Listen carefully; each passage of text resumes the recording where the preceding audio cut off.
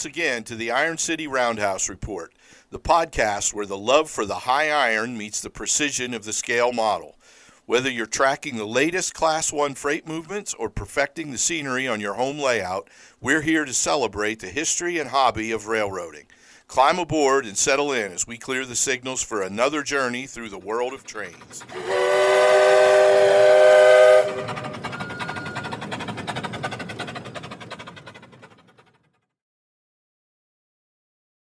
Hello and welcome to another episode of the Iron City Roundhouse Report.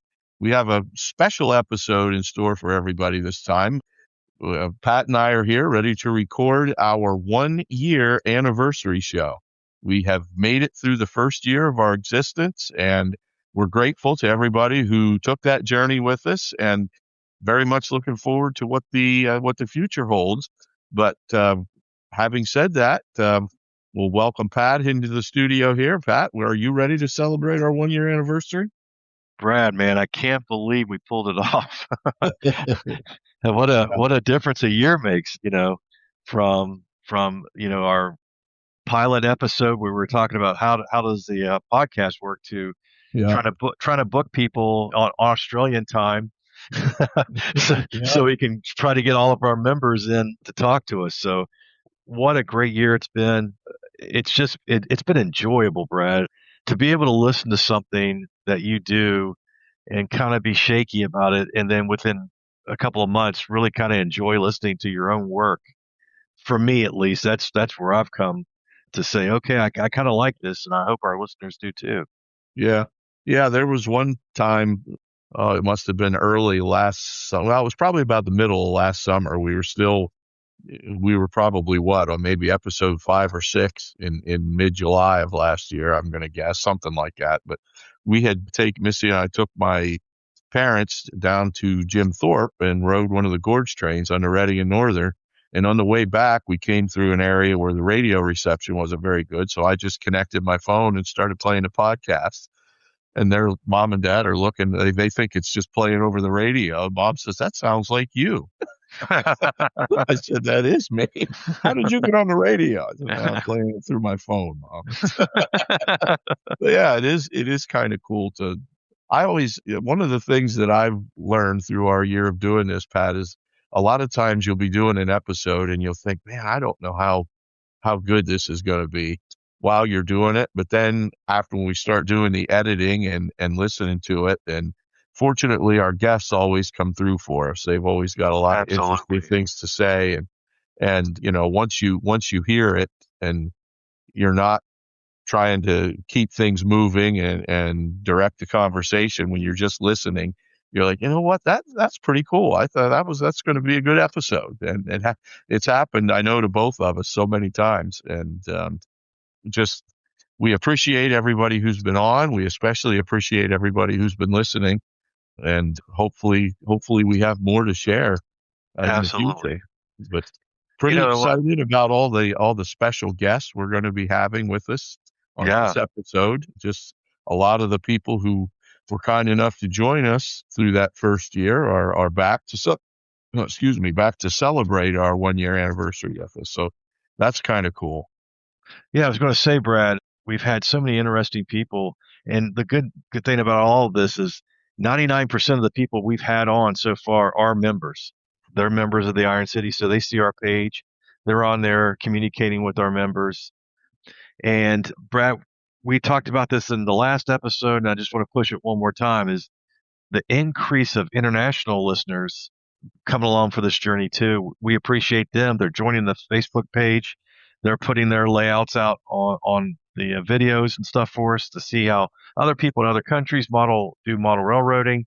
And it's been a blast. I've really enjoyed meeting a lot of new people this year. Yeah, Pat, I agree on the international, but basically we even, the last episode we were talking to guy, or was it 2 episodes ago now? I'm losing track, but we were talking, it was the last episode, the West Coast guys, that was probably beyond what we thought our reach was going to be not that long ago. And right, absolutely reach there. And right from the beginning, I believe we talked about it in that pilot episode that we were kind of lucky right from the beginning because we had a pretty much a pre-made audience with the fantastic people we have on the Iron City Facebook page.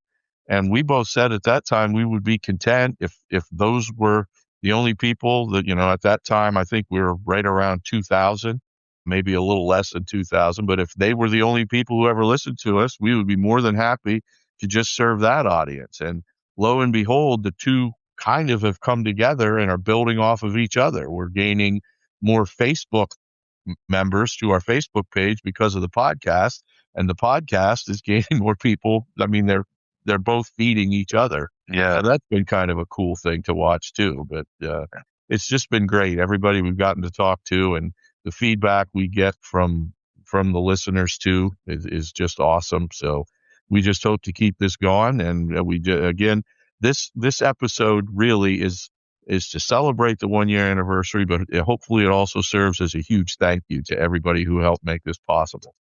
And Brad, we got some really good topics. We had open mic, but we end up having a topic that everybody's been talking about on the internet, and I don't want to give it away. So we'll be right back to talk to all our guests on our 1 year anniversary show, part 1.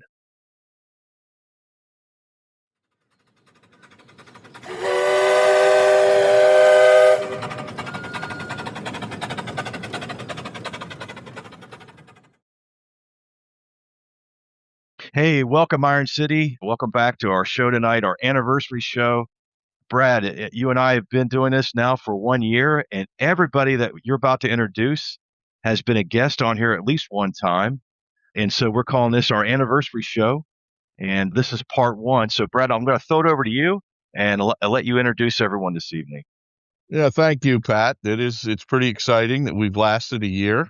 It's hard to believe it's coming up on 1 year since we did that pilot podcast where we basically told everybody we have no idea what we're doing, but we're going to give this a shot and see where it goes.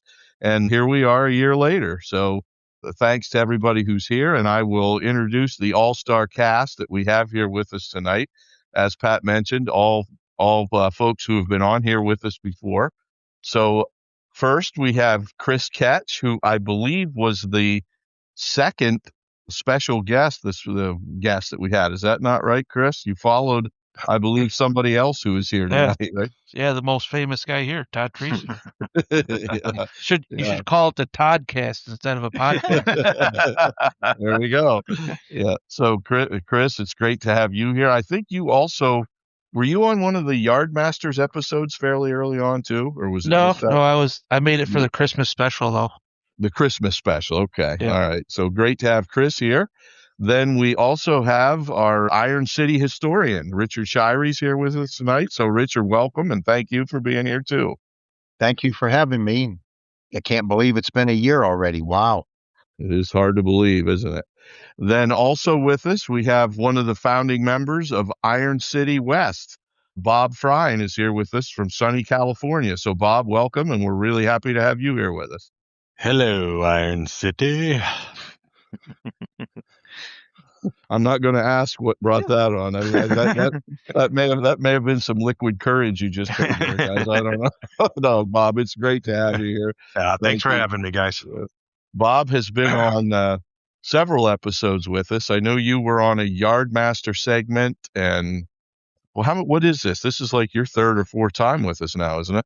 Yeah, I think it's the third time. Yeah, I thought so. So thank you for that. And we also have from DJ's Trains, DJ with us, who's one of the YouTube sensations, really, with, I believe, over 70,000 members. So DJ, thank you I think you led off season 1 or season 2 for us this year, if I'm not mistaken. Yes, and both times I've dressed up for the podcast. I don't know. That's great to hear. I don't know if I want any more detail than that, but thank you so much for being here. It's great to have you again. And also with us, as Chris mentioned, the king of N-scale model railroading, we have our good friend from Burnham, Pennsylvania, Todd Treaster. Todd, it's always great to talk to you, and welcome. Glad to have you with us tonight. Yep, it's a pleasure to be here, and I really appreciate the podcast and what you guys have been doing. So, Well, thank you. We appreciate what you've done to help us out too. It's been a great ride so far. Yes, it has. And Lot of also, yep, very much so. We recently completed the rally in Burnham that Todd hosted with us, so it's great to have him here. We also have one of the original, like the NHL has its original six. We have our original 6 or 7 here at Iron City. One of the guys who's been here with us right from the very beginning. We have Thomas, the Tomcat Catalano. Tom, it's great to have you here, and thank you for everything you've done to help make Iron City what it is. And thank you for being here with us tonight to celebrate our 1-year anniversary. Hey, congratulations, guys. I brought you some donuts, but I ate them all myself. We appreciate the gesture. Thank you. I'll send a picture. All right.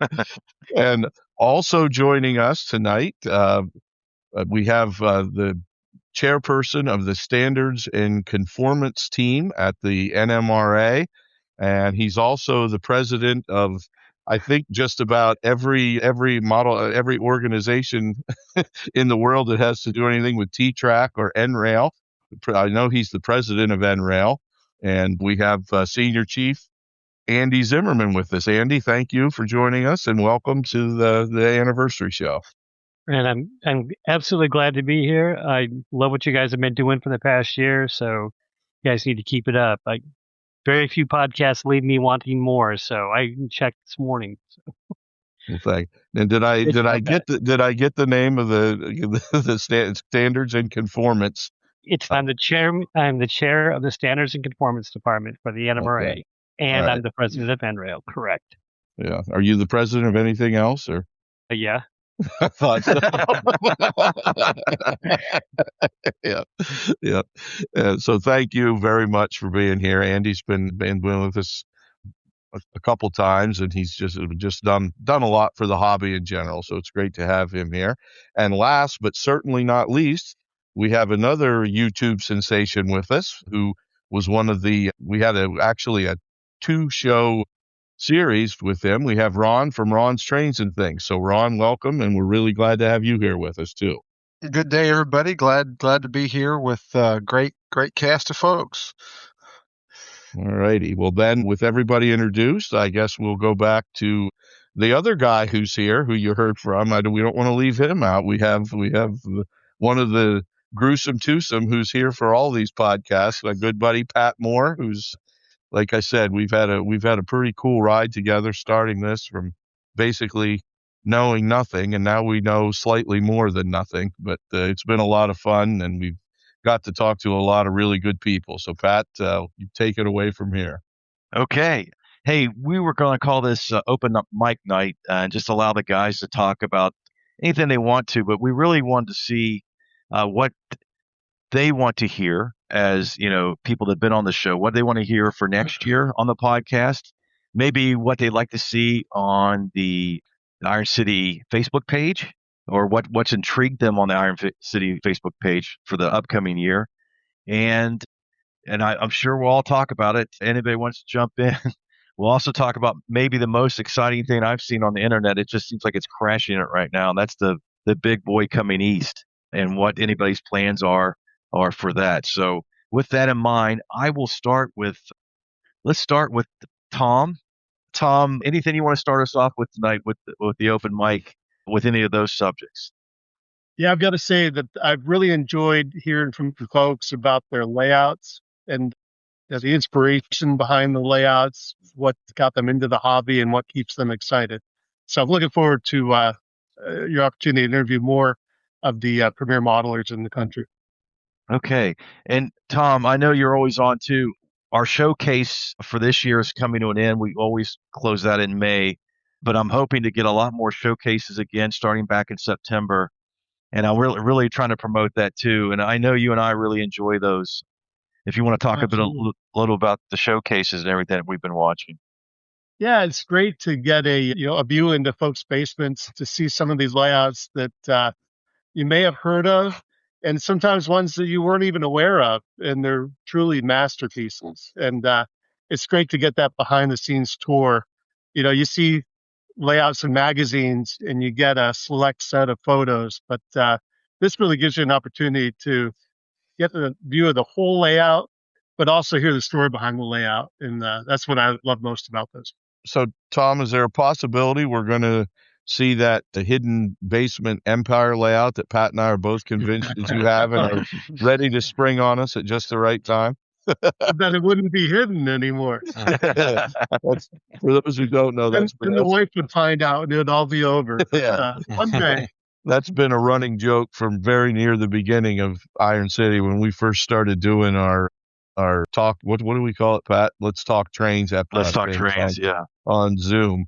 It seemed like every week for like 3 weeks, Tom was springing something new on us. Like, oh yeah, I have this little harbor scene. I have my beautiful Z-scale layout that he shared with us. So Pat and I are convinced that there's like a 60 by 60 foot layout in his basement that he's going to spring on us one of these days. But great to have you here, Tom. And go ahead. Sorry, Pat. I was going to say, one of the joke was that up in the North Hills, there's some kind of warehouse up in the hills there. There's a small little gravel road you go up, and there's this huge layout that he's got a museum up there. So. Yeah. It's like in Shawshank Redemption. I've been tunneling under the house. You're not going to crawl into the sewer, are you? Yeah. But no, it's great to have you, Tom, and it's been great sharing the growth and everything that's been going on in Iron City, like right from the beginning. I know one of the early experiences, DJ was involved. Remember, Pat, we took that picture with 4 of us at the Monroeville show. That was the first day Pat and I met. And when we got done, we didn't realize at the time, but then when we met Tom on the Let's Talk Trains, we're like, hey, that's the guy that photobombed our picture at Monroeville. So yeah, in the back on the donut table. Yeah, that's right. That's right. Yeah. And if our listeners remember, Tom was a part of the OGs, which was a very popular podcast in season 1 about how we all got together and our stories and everything. So if anybody wants to go back to season 1 and episode 5, that would be where Tom and told a lot of great stories, especially about bringing cookies and donuts to the shows on my behalf. But he's a big part of how Iron City was created. He was one of the first ones to watch a showcase when we had almost 100% of the viewers from Iron City on that showcase. It was my layout, and we had 6 people on the Iron City. It was the only time we achieved 100% viewership for 100%. Yeah. And Tom had to yell at me to tell me that I had a runaway locomotive as I was trying to put another train on the track. So that was showcase 101 right there, So Tom, thanks a lot for being a part of this evening, and thanks for being part of our anniversary. Oh, thank you guys. Okay, we were talking about DJ, so we'll let DJ go next. Any thoughts about the podcast or what you're seeing in the future, or the big? I know you're a real railroader and you're doing a lot of your videos and everything. I didn't know if you had anything planned for this summer when the big boy comes to town. I'm kind of just wait and see. I've kind of like the nickel plate when it came through and other locomotives like that. And one thing I ran into was the crowds. And especially if you're trying to get audio, you're not going to get good audio when you're in a crowd of 50 people all yelling and hollering. So try to find that one location that no one knows about, and and try to go from there. So I'm kind of wait and see about that. As for videos, I did a lot of traveling, and what's cool is next week my wife and I are going to Age of Steam Roundhouse, and we're gonna see the Glenn Campbell's Bessemer locomotive, and I just had to sign a waiver that says no photography and no video. So I got to figure out how am I going to pull this off, because that was one of the things I wanted to do was get some video for that. And me and Lewis, Lewis Shaler, we're going to go to East Broad Top in June, and that'll be my first time up there. And then I'm doing a special video for a model train group in Kalamazoo, Michigan. So I got a lot of stuff planned for this year, and just kind of, then of course, I'll be seeing all you guys in September for the N Scale show. And it's one thing I wanted to talk to you guys about, your thoughts of the hobby, especially with like the price increase and things like with the micro trains and Atlas. and to kind of see your thoughts on the show. And I'll tell you a little bit about mine later on. So, Sounds great. Yeah, I know. So I just want to make sure everybody understands that DJ said he's going to share his GPS location when the big boy comes, so everyone can mob down to his secret location. It's like it's like fishing holes. You don't tell anybody where you go fish until you catch the fish, right? We will have those. We will have those coordinates posted. We will have a live, up-to-date grid location for DJ on our page on those dates. And I think DJ might have given you the perfect segue into the next guest. He mentioned the nickel plate when it came through. I believe we might know somebody who drove that. What? Is that true, or do I have the wrong locomotive, Mr. Treaster? Nope. I drove 765 about 7 times when it was here. Oh, no way. Yeah. I ran it around the horseshoe curve 5 out of the 7 times. Oh, that's awesome. That is awesome. Yep. Hey, DJ, before we go to Todd, I just want to answer your question, and that is, Brad and I are really trying to share some of the online auctions that are out there for N-Scale, at least. Seems to me that a lot of people are kind of going in that direction to maybe buy used right now, or slightly used, or still in the box, but was in someone's collection, and they're either downsizing or switching out of the hobby, or they're going to a different scale, or sometimes, unfortunately, people pass on and their families trying to sell it. But I've been able to see that if you look, some of those are pretty. Every once in a while, they get a little high. But for the most part, I think if you're trying to build inventory, those might be some of the places you can go to look at that. But I'll let Brad talk on that too. But I'm with you. I'm really concerned as I see a new line come out, maybe that was just produced. The costs seem to be pretty much 25% to 30% higher on some of these items. Brad, what are you thinking?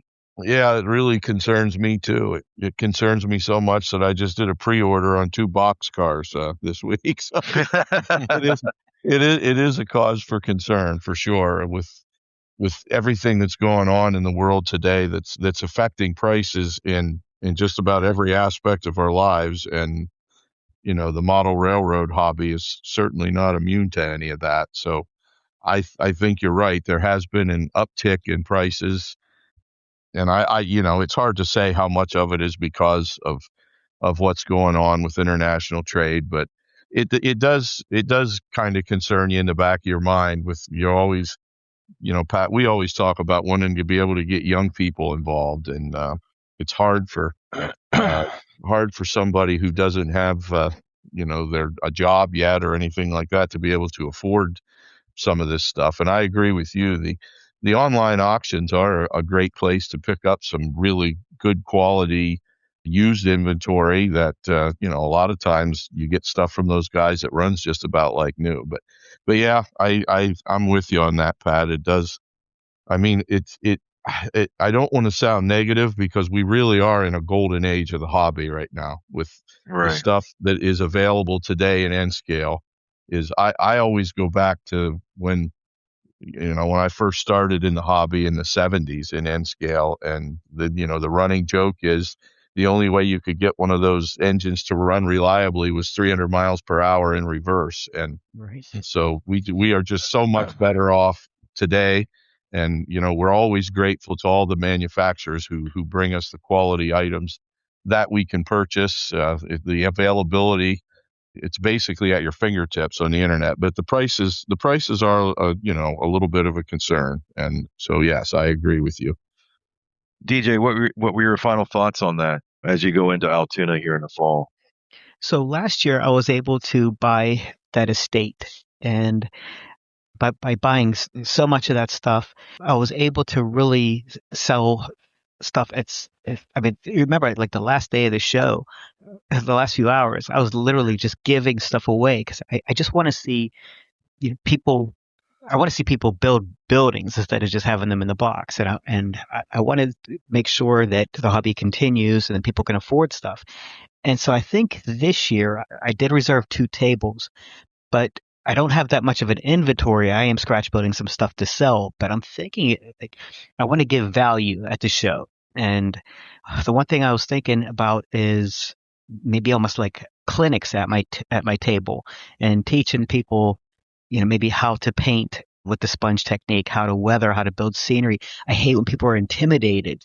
So maybe we'll do some working with foam or just something that when people walk by, instead of having to make a purchase, they're going to learn something. And that's going to be the takeaway from the show, that even though you didn't have to spend any money, because maybe, like you said, a lot of people aren't going to have as much discretionary income this year, that I want them to come to the show and get value. So that's kind of what I've been working is, what can I give everyone that walks past the table value that they can take home with them? That's fantastic. Yes. Yeah, those are excellent points. Make a note, Pat, for when we're there to get to DJ's show or table before the show starts, because his stuff usually sells out in about 15 minutes. 15 minutes. Yeah. The same guys come by. I remember walking by last year at about Saturday at noon. I was like, "How's it going?" He's like, "I have nothing left for today. I have my inventory for tomorrow, and it's already going." I think you said by 9 a.m. Sunday it was over for you. So yeah. Yeah. Usually Saturday night I go home and scratch build all night long. Inventory for Sunday. Okay, hey, our next guest we just mentioned earlier, and the guy that will really know the pulse of what's going on here this summer is Todd Treaster. Todd, hi. And of course, Todd's been on several times with us. He was our first guest, and he also does the Office Car Special segments that we have a few times a year on our different shows. So, Todd, welcome back. Thanks for coming on our anniversary show. Yep. Thanks for having me, Pat. No problem at all. So, yeah, I'm lacking for inventory down here too. So I don't. Oh, yeah, right. Todd could bring prices down on his own if he flooded the market with about a quarter of his collection. he's like OPEC. If he wants to flood the market, drop the prices. Yeah. I told my wife today. I told Becky. I said, if I sold 100 engines and 1,000 cars, you wouldn't even know I sold anything. He's his own model train cartel, right? You know what he's like? Todd's like those seeds that they plant up in like the Arctic in those vaults, just in case we run out of the things. In case there's a nuclear war or anything, Todd will still have in-scale trains to pass on to the next generation. Yeah, but like you were talking earlier, like Brad said about in the early 70s, the stuff I have the stuff from the very early 60s. A collection of that, and that stuff is like really crude. Yeah. The rubber band drives, right? It's rubber band driven, yeah. All die-cast metal. Mm-hmm. So, Todd, you were able to finish up your steel mill in that section of the layout. Are you eyeing anything else right now on the layout, or you feel pretty positive where you're at right now? Well, speaking of buildings, DJ gave me a couple buildings in September, and I'm going to build those and add them to my city section here at the east end of it, between the steel mill and downtown. So I got those to finish up. And then our friend Scott Lister is building me a grocery store from my Lewistown scene.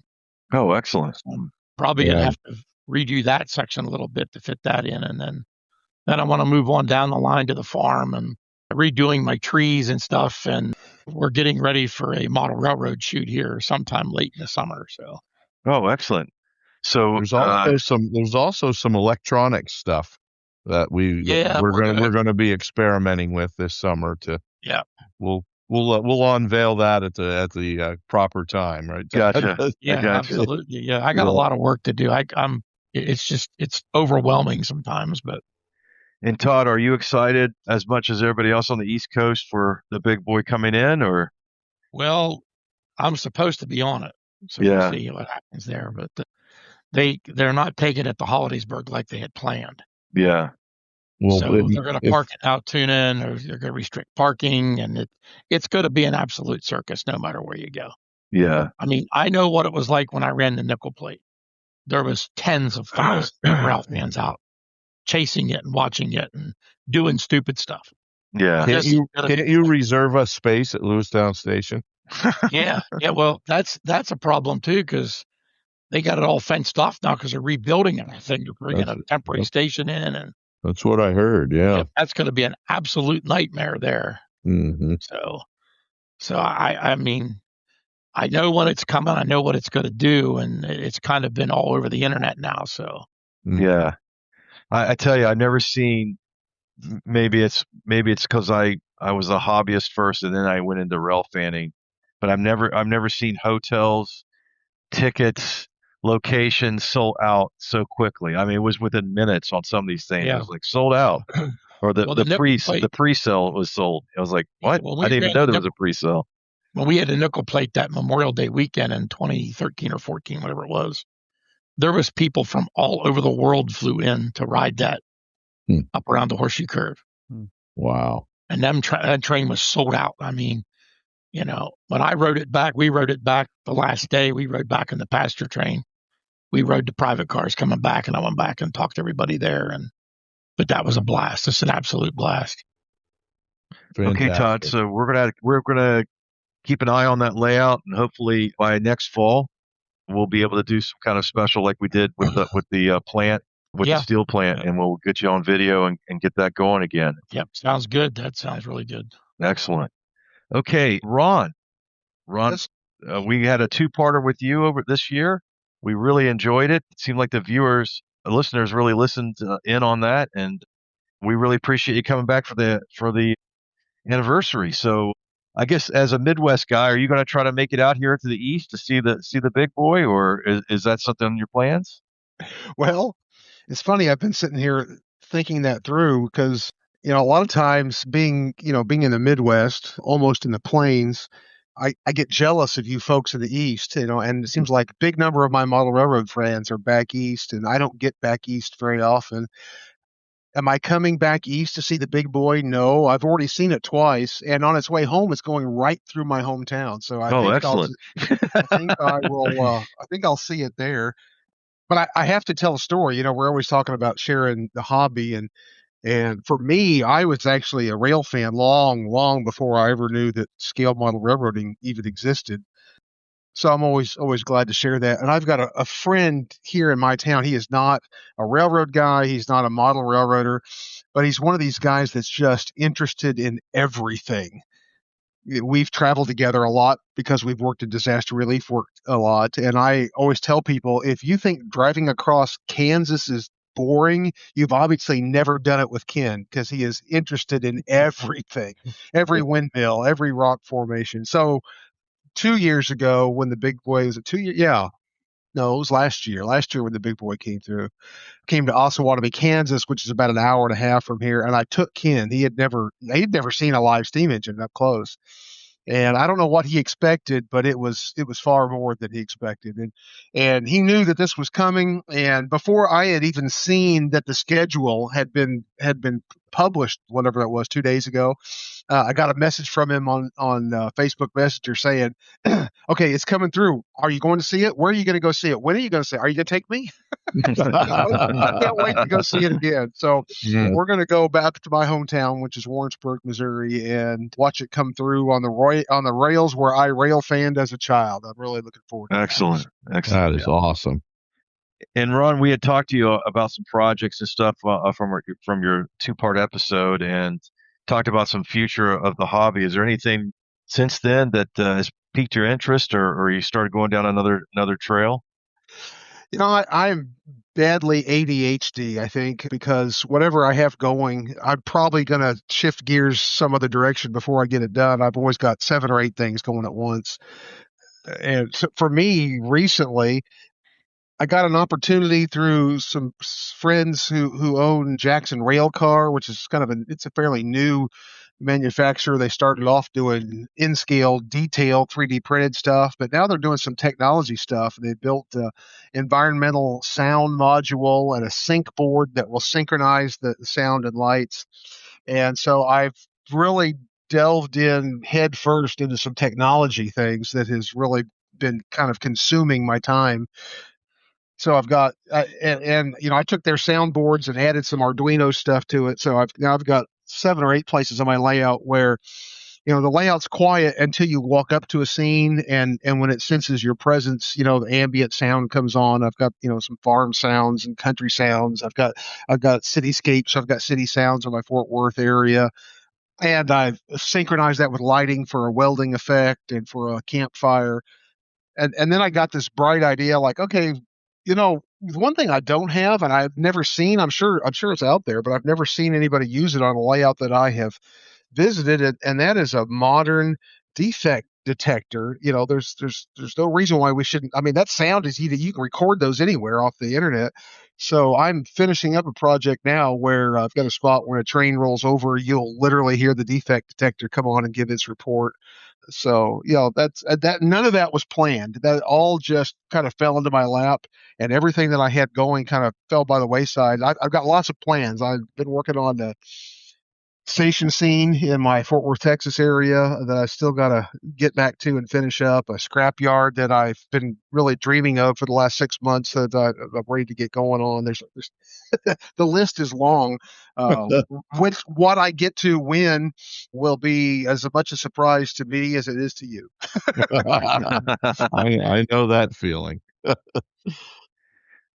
Okay, let's go on over to Bob out in LA. Bob, just to let you know today, first pitch was 47 degrees here in Pittsburgh. For the baseball game, I'm sure it wasn't there in LA. So, how are you doing, and what's going on with you? And any plans to come east anytime soon? Yeah, I don't have any work trips scheduled for the East, so that's not going to happen. But let me say thank you to both of you guys for putting this together. I know how much work these are, and to make it a year is absolutely amazing. Thank As you. Thanks, as Bob. as far as like some topics I'd love to see, tackled, micro layouts. I know Todd and Ron have these beautiful monster layouts, but for those of us that are, space challenged, micro layouts, and I know Kevin's been working on his, and it'd be kind of fun to do a whole thing on that. Also, maybe get some very young modelers, like say under the age of 20, and talk about their barrier to entry into this hobby. I know we were talking earlier about it. About 90% of my N scale and G scale has all come from the secondary market. And I think it's a great way, but it's how do these kids get some money to get together to get these things? And I know there's groups that give away trains and stuff, so it'd be kind of interesting to that. And I also love the Yardmaster series because it's always nice to hear from other people and how they do things and what they're doing, as far as modeling. So, and as far as the big boy, so I was fortunate enough, I saw the big boy in Pomona. I've been in the cab of the big boy, and I saw it here in 2019. I will tell you this, if you have a secret spot that you're going to go rail fan this thing, don't be surprised when you get there and there's 200 other people there, because there are no secret spots and people will go everywhere.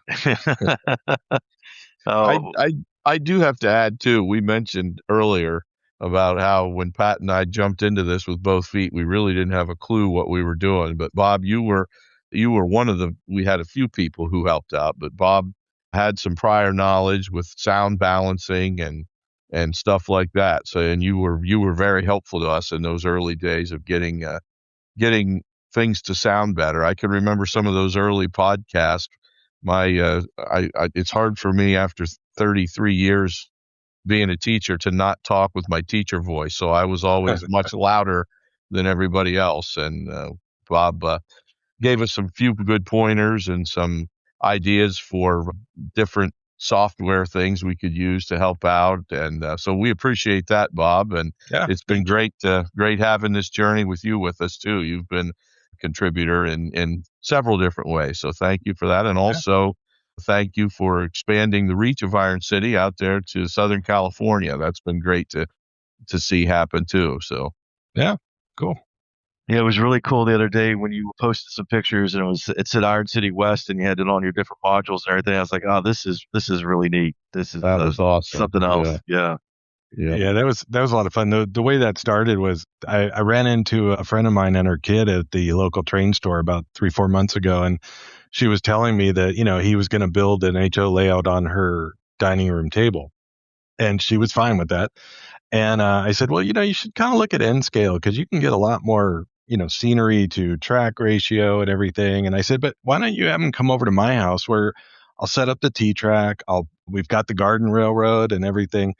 And then she told me that he used to like trains, but then he was bullied at school for liking trains. Oh, wow. Oh, And so I said, and to be fair, he is on the spectrum a bit, but I said, you know what, when you come over, you can do whatever you want. And he ran a couple of N-scale trains, and he says, I want to run in the garden. I said, all right. So I took him out there and I said, do you want steam or diesel? He said, steam. And he sat out there with his dad for 2 hours running trains. And then he asked me to run. I scratch built a little shorty train, and he asked me if he could run it. I said, absolutely. And I said, are you going to run them both? And he says, no, my dad's going to run the other one. And I was like, all right. And then all of a sudden he came into the garage where I was sitting there with a bunch of T-Track guys, and I'm like, everything okay? And he goes, yeah. I just want to see what's happening in here. I said, who's running the trains? And he says, my dad. And I said, let's go back out there. Oh, that's a great story. That is awesome. Yeah. Yeah, it was a good weekend for you. I was really happy to see all those trains running at one time. It was excellent. That was cool. It was nice to be able to get the T-Track modules out and set them up and run and just, express my frustrations with my consisting issues. But I think Brad and I figured it out, so I appreciate it. And, NCE still works. So Bob, you made a good point that, and it's great for all our panelists, because I think everyone that's here tonight, I've seen either comment or suggest or help. One thing I love about the Iron City, it is a free 911 information center, or if you have emergency or something to do with the hobby, we're going to help you. Someone's going to have an answer. Someone's going to try to find an answer. Someone will start up a private chat with you and go through the checklist.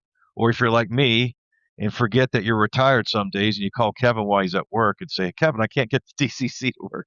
He's like, Pat, I'm glad you're not having a stroke, but I'm kind of working right now. Can I call you back after the meeting? Oh, yeah, sure. No problem. I was like, oh my God, I was calling this guy in the middle of the day about model railroading, That's the other great thing about Iron City. We solve problems, but we create a lot of them. This thing called work and job, so that's what pays for the trains. You forget about that after a while. You haven't lived until you got a phone call at like 5:15 in the morning, and it's the colonel in a deep panic because he thought. Remember that one that you thought? Oh, yeah. People listened to us as we were just goofing off and chatting, and maybe said a few bad words. Yeah, that was a good one. Someone was listening to a podcast the evening that we were working on our podcast, a live podcast, yeah, and it was the same topic, and I was like, how did he hear that? I thought it was only for us to record. And come to find out, I was in a panic. I called Brad. I said, I think we're in big trouble, man. I think we were cursing and doing all this stuff on the talking out of school and everything. And then he was like, on this episode of da-da-da. I was like, oh my God, he wasn't talking about our podcast. He was talking about someone else's. You got yelled at by Mary for calling me that. Yeah. She's like, for God's sakes, what are you guys doing? Yep. Oh, but the memories of the first year so far, it's trial and error. So it's also funny. You guys know Pat doesn't sleep whenever we post a new episode. I get text all through the night. Hey, we're up to 50 downloads already. We're up to 60 downloads. I was like and then when I got savvy, it's like, oh, the overseas market did really well last night in our listenership. We had a bump. Yeah, we had a bump overnight. I think it's our Australian friends.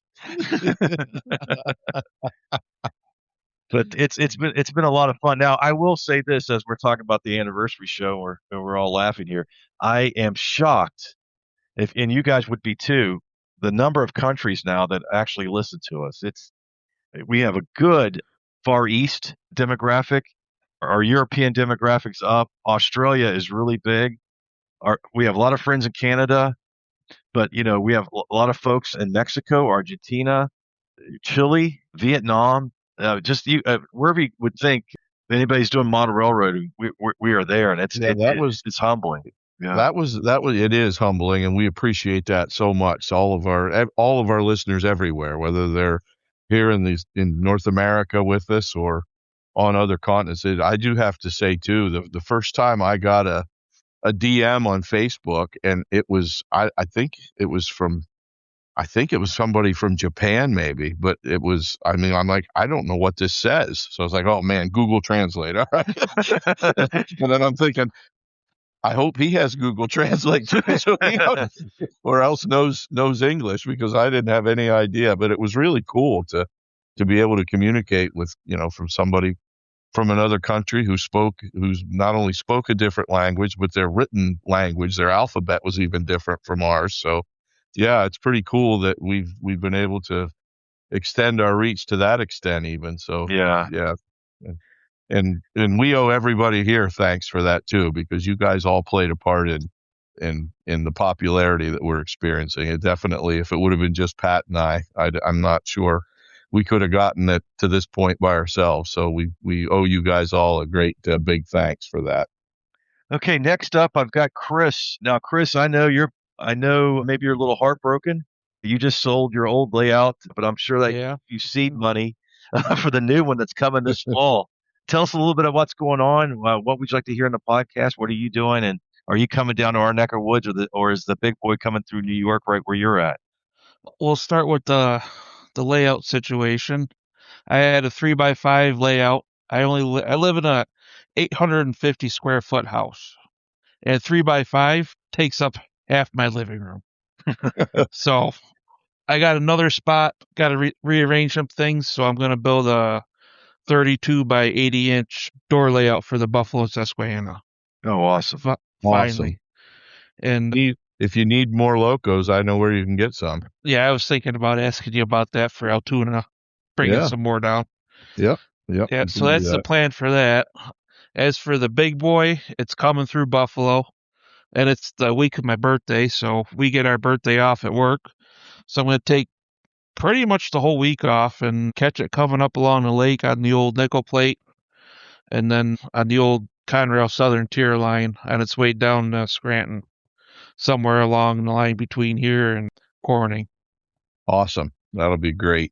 And I don't know how it's going to work, but supposedly they're shuttling people from the Walden Galleria Mall, like a couple blocks away from the yard, Ennis's yard, for like 3 hours. I don't know how they're going to get through enough people that everybody's going to get to see it. So I think that's going to be a giant cluster, but we'll see. And Chris, you and I have a love for freelance, and I know we're going to try to bring on some more freelance questions and some Yardmaster stuff about freelancing. And I know I just put out something the other day. It was a question of the week. It was like, hey, if you need to start tomorrow on a brand new freelance thought process, or what would you do? And we had some really good responses already about people. People always have that story ready to go. You know what I mean? Something that they're kicking around. I know you and I really love freelancing. We love to connect our two layouts and our histories together. And I think that's something that the people need to understand. To me, it brings me a ton of joy to do that freelancing and write those stories about your layout and your other friends' layout and how they're connected. We're doing our T track, and it's connecting to Brad and I's main layouts, and I know your layout now interchanged with ours and where it goes. And Todd's doing that with videos with us. I think if people understood that part of the hobby, for us folks that are all spread out and not able to see each other all the time, it really it connects you a little bit, allows you to enjoy the hobby with friends when they're not around. Oh yeah, it's actually real big in this area. There's quite a few guys. They even started up. It's called the Short Line and Regional. Crap, I can't remember the rest of it. It's SRCA. If you Google it on the interwebs, there, it's like a whole coalition of people that have built freelance layouts or have freelance stories, but they haven't built the layout yet. It's really neat. It's become quite a community all throughout the hobby. There's a lot of people doing it. Very cool. I also just a memory of it involves Chris just popped into my head, Pat. Good or bad? Well, it's kind of a mixed bag, honestly. Digging back into the Iron City Roundhouse Report archives, Pat, we've in the year we've been on the air, I had to early on learn how to do the sensor bleep out sound. Oh, that's right. I do believe he still holds the distinction of being the only person who's ever been bleeped on the Iron City Roundhouse. I work construction, so I swear as naturally as I breathe. You've been very well behaved tonight, Joe. And I've been drinking too, so That's what it takes to get on this show. That's what it takes. Yeah. But Well, Chris- no, I plan on coming down for Altoona. I'll be there again. I got my room saved, so we're good. Excellent. Good. Excellent. Okay, next over, we're going to pass it over to Andy, Senior Chief. What do you think about this year? What's going on? What would you like to hear? And any big boy plans? I have some big wave plans, but I don't think it's going to pass through Tallahassee, Florida anytime soon. So that said, this year, oh my gosh, this year I got a lot on my plate this year, especially with the NMRA convention coming up in July and August at the National Train Show. We're going to be doing the T-Track record-breaking layout, and during that layout, I had an epiphany. Well, let me back up a second. I had an epiphany this weekend. I was at the Pensacola Model Railroad Show, and I was running some of my T-Track modules out there. And I happened to ask the guy that coordinates the show how big that building was. He goes, "Oh, it's about 10,000 square feet." And I looked up and I'm like, that layout is going to be huge. Yeah, it's going to be in excess of 10,000 square feet. Wow. So at the moment, let's see, it's going to be 1,616 single module equivalents and over 91.7 scale miles of N-track. It's supposedly going to take get all the way around at scale speed. How long was that, Andy? They said 3 hours to get all the way around it at scale speed. Oh my word. Wow. Incredible. Because it's going to utilize both the red line and parts of the yellow line. It's the outside track and the inside track as it travels around the layout. Might have to do a crew change halfway through that. Yeah. I was going to say I would need somebody to carry water along for me or something. Yeah. I was running for 3 hours. I was going to ask Andy if the NMRA has like union scale or anything. You know, you can only run for an hour and a half and let's take a safety break. No, you throw a camelback on and you can drink the water while you're walking around. Right. Perfect.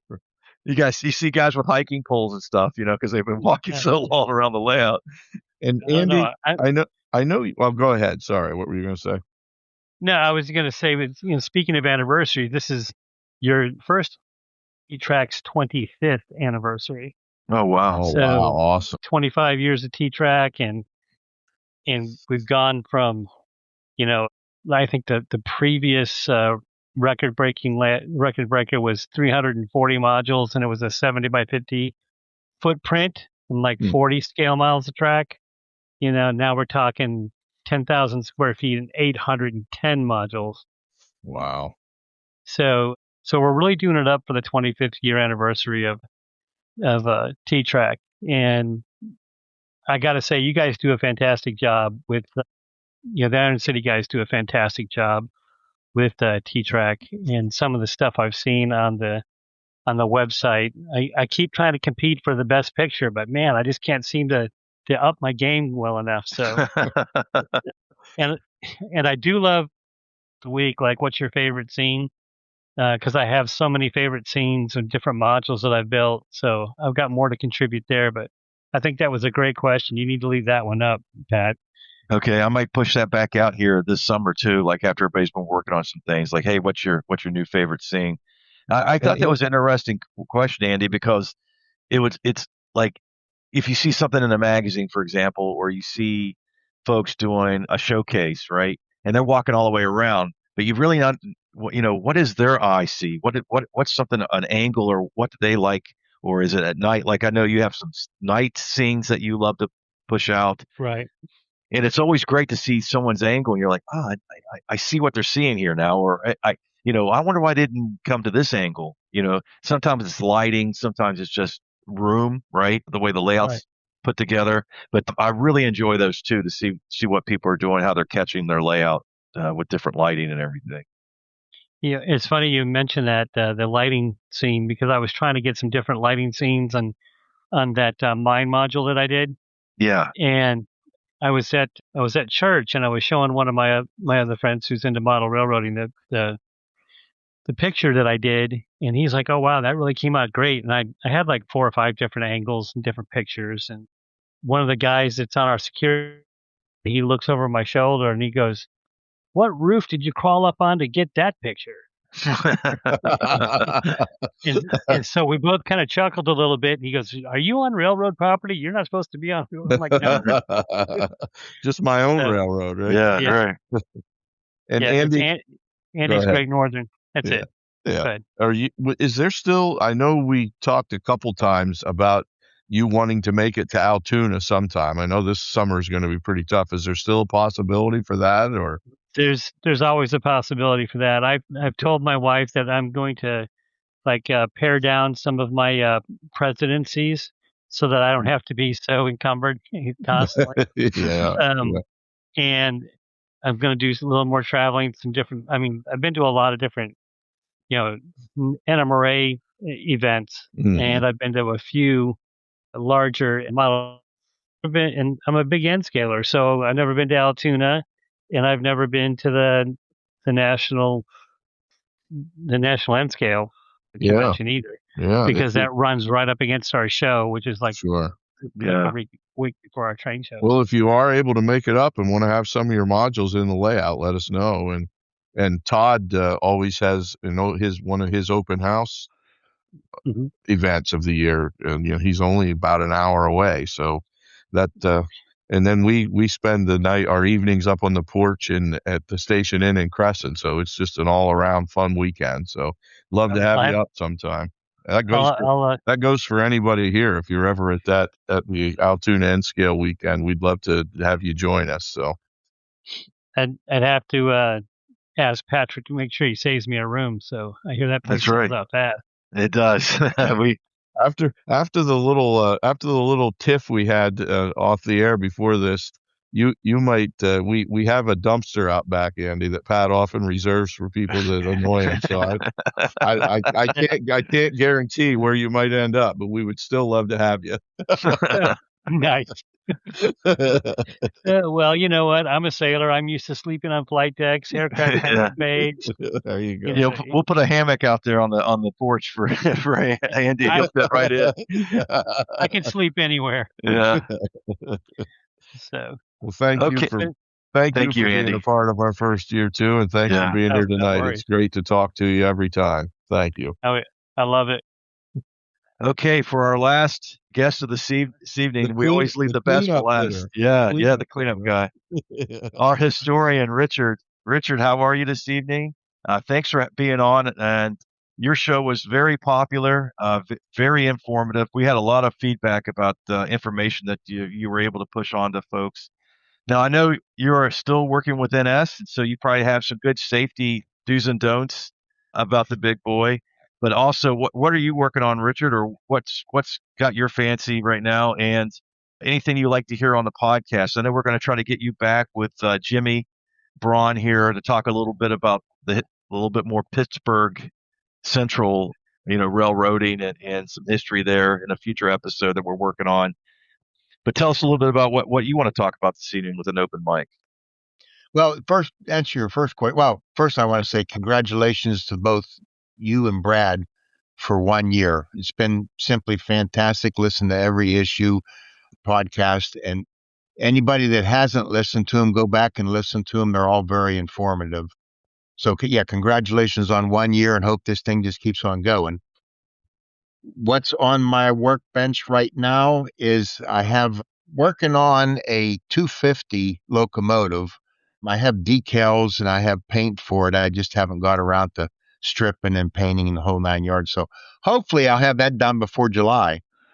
What I would like to see for future podcasts, I totally enjoy the ones with Todd and Uncle Dave, and possibly you guys might even get DJ to join in on some of that because DJ, he runs on former P&LE trackage here in the area. So it would be interesting to hear some stories of things that he's encountered on the old P&LE. As for the big boy, I have heard, and it may be confirmed already, that the big boy will be in Conway on July the 11th. So, the bridge at the east of town is just going to be jam packed with people because there's really no other public place to, observe the big boy coming through. And I've been told that it's supposed to lay over here in Conway before it continues west. And I got a good idea. If it's going to be like the nickel plate, they put the nickel plate train set over by the car shop. So there, you can't even see that from the road. They kind of hid that away. So, yeah. And I was able to ride on that because that was part of the employee appreciation. So yeah, that was kind of a neat trip. And now I'm imagine they'll probably do the same thing with the big boy when it comes through since it's laying over here in Conway. Richard, for folks that might know the area or might not, going up 65 with the main line there, if the big boy comes up there, are there public places to pull over safely and watch that come through? Yeah, there are a lot of different public areas like the industrial park. The roads in the industrial park there in Leetsdale are public roads. So yeah, people could, park their cars in the Leetsdale Industrial Park and, legally view the big boy coming through from that location. There's a couple different like mini malls that are along the route, like in, Leetsdale and Ambridge, where you could legally park your car at the mini mall and not be on railroad property and see the big boy come through. And like I said, you're probably going to have a reservation for the Paney Street Bridge here in Baden that actually crosses over. That's actually a public bridge that crosses over the right of way at East Conway. So, but I bet you there people are going to be shoulder to shoulder 5 deep on that bridge when it comes through. Is there any truth to the rumor that you're going to have parking available at your place and run a shuttle service? No. Oh, really? Well, And so I guess the pastry bar is also off limits. The coffee and pastry bar is not going to happen either, huh, Richard? No, that's probably not going to happen either. In fact, I'll probably be working the day that it comes through. So, No.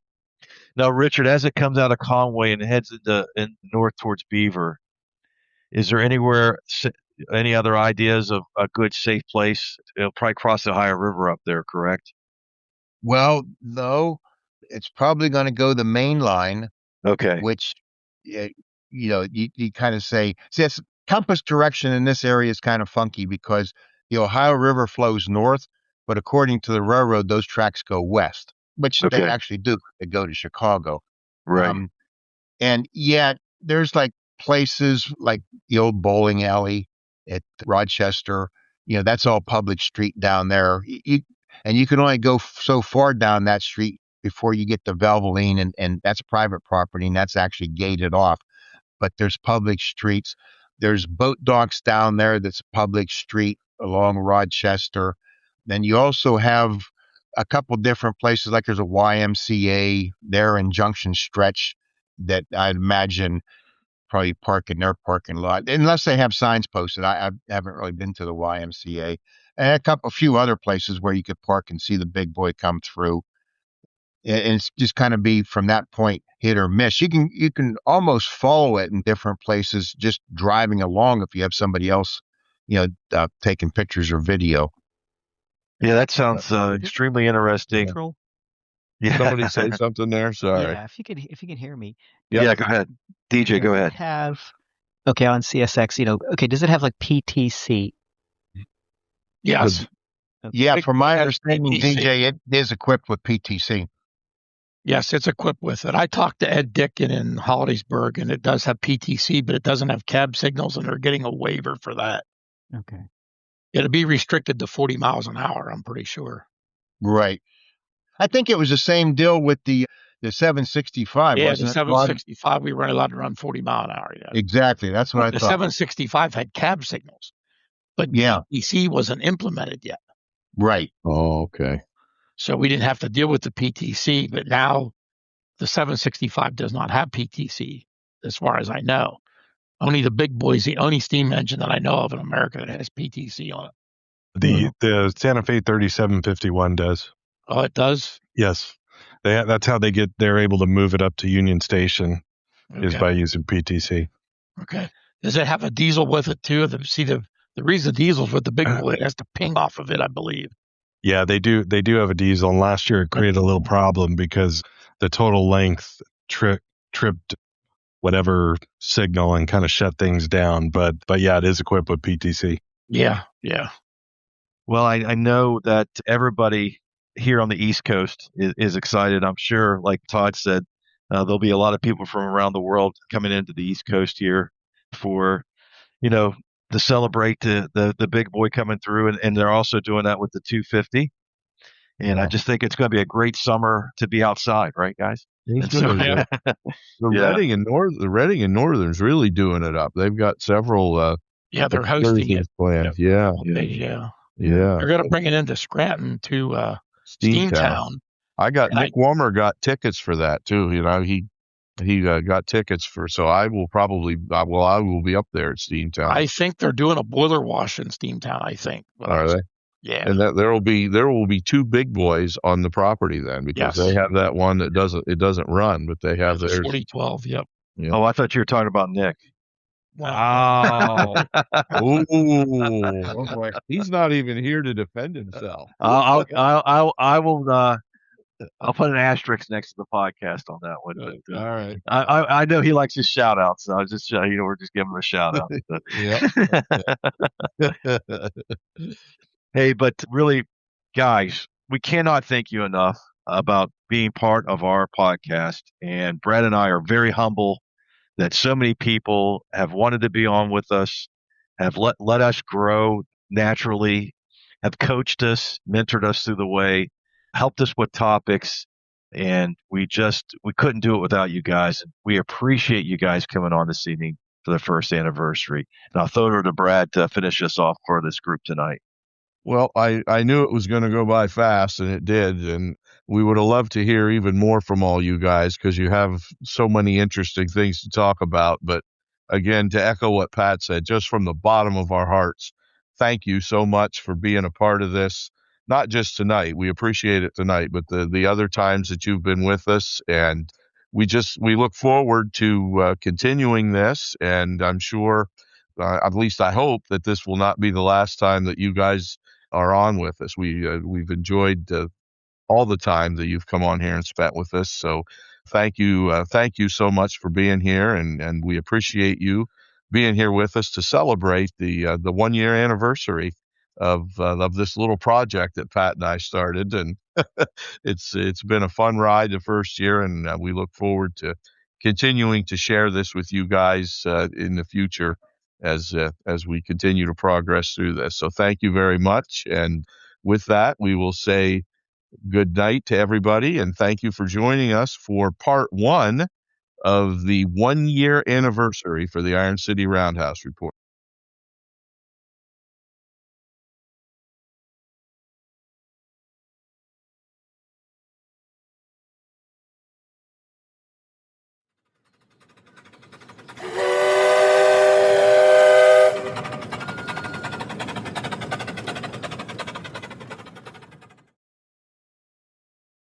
Welcome back, everybody.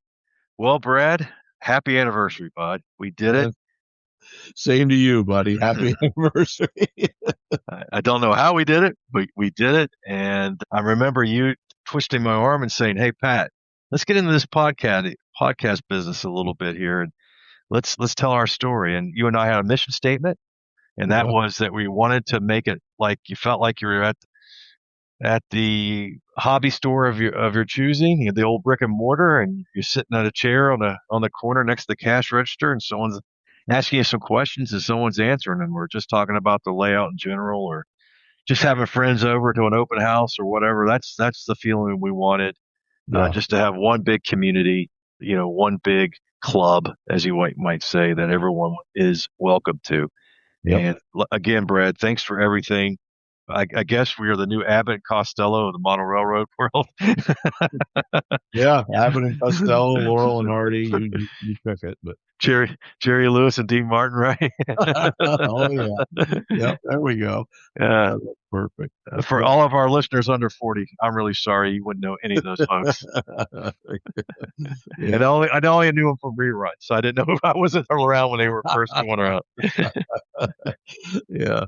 Yeah, that mission statement you mentioned has been kind of important. It's, either that just people chatting at the local hobby shop, because a lot of that's another thing, Pat, that a lot of our younger listeners may not get to experience, because the local hobby shop is much less common these days than it was when we were growing up. And that's one of the things I know I've mentioned to you about. I like to go to, well, you went with me one time to Gettysburg, Yes. Tommy Gilbert's hobby shop, and there's always people, and he has I think it's an old car seat that he has sitting in there, like a couch, that you can just sit there and just talk trains or whatever for as long as you want to stay. And that English's Model Railroad Supply was the big one locally here, and they recently closed their brick and mortar shop. So I've missed that, but the banter and the back and forth that we get here on the podcast is just as enjoyable, and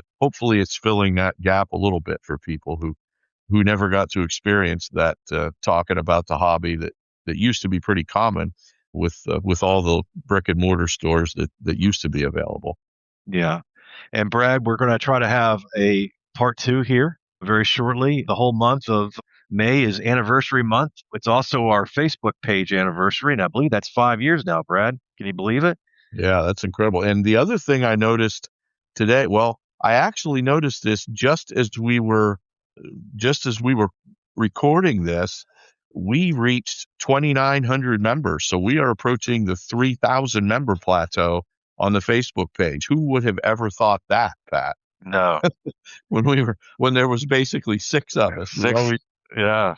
I know we joke about the only showcase that we've ever gotten 100% participation on was the one you did, and 100% participation was like 10 people at that time.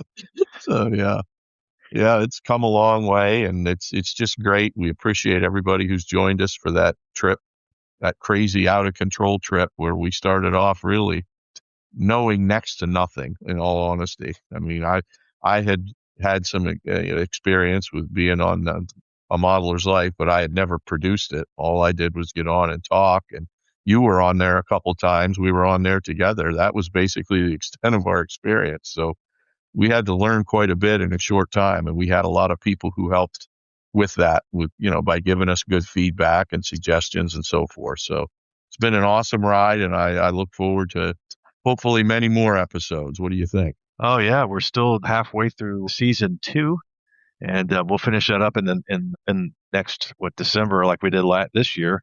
Yeah, we'll take a break, and then we'll be into season 3. Can you believe it? Yeah. Just in 6 months. So, yeah. And now we always know that model railroading can be seasonal, right? But our friends in Australia are going into model railroad season, really.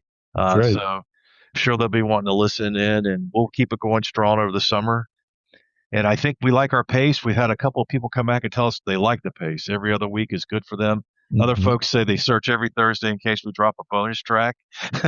Well, yeah, that we don't know for sure the timing, but with this episode, this one is going to be right near our 1-year anniversary date. But there's going to be a rapid fire part 2 to this too, where we get similar format but with some other guests. And that's right. We're still trying to schedule that, but we're going to get that one out as quick on the heels of this one as we can, depending on, it gets a little difficult when you're trying to sync up schedules with people who are on the other side of the world, right? Yeah, absolutely.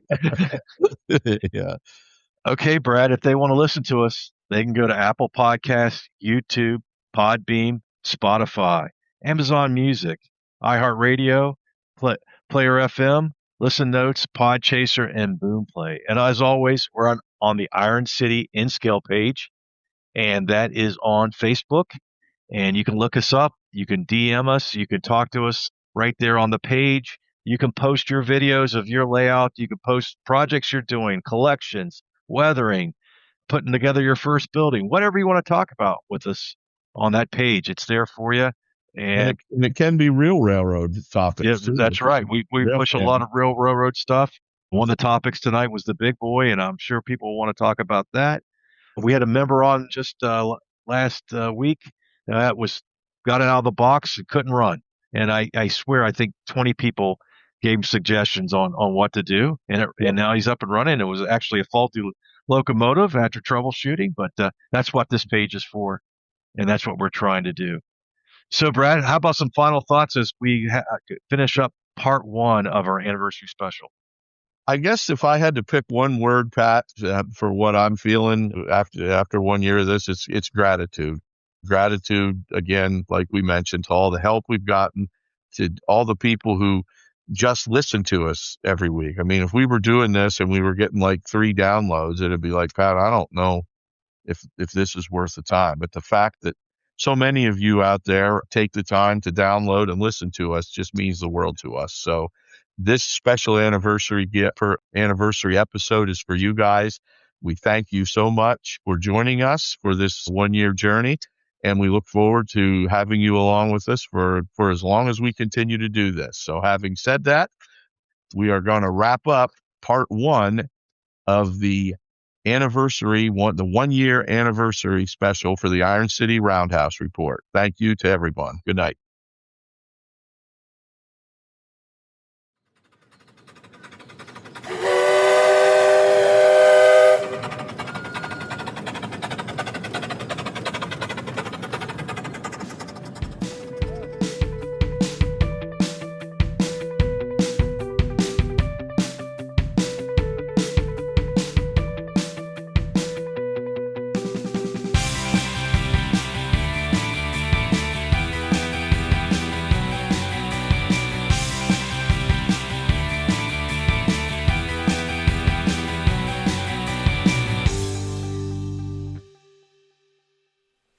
All right, rail fans, that's all the steam we've got for this edition of the Iron City Roundhouse Report. Until next time, keep those gauges green, your couplers connected, and may your layouts always run smoothly. Happy railroading.